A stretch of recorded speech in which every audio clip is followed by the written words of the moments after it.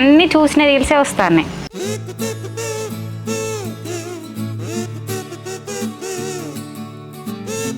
అయ్యో దేవుడా, ఎందుకు నాకు ఇంత అందాన్ని ఇచ్చో? నా అందం నుంచి ఇంత మా అక్కకి ఇచ్చిన ఇప్పటివరకు పెళ్ళైపో.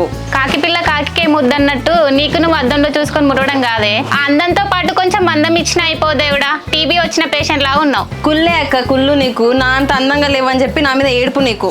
ఓరి నీ ఏషాలు, నిన్ను చూసే నేను ఏడవాలిగా. ఇంత అందంగా రెడీ అయ్యి గుడికి వెళ్తే గుడికి వచ్చిన భక్తులు దేవుని చూడకుండా నన్నే చూస్తారు కావచ్చు. దిష్టి చుక్క పెట్టుకోవాలి ఇక. దిష్టి చుక్క పెట్టుకోవడం ఎందుకే చెల్లె? నీ ముఖం పైన ఉన్న మేకప్ మొత్తం తీసేస్తే నువ్వే దిష్టి బొమ్మలాగా ఉంటావు. అదే అక్క, మన ఇంటి ముందు దిష్టి బొమ్మ లేదు కదా, నీ ఫోటో కట్టించి పెడదాం అనుకుంటానా.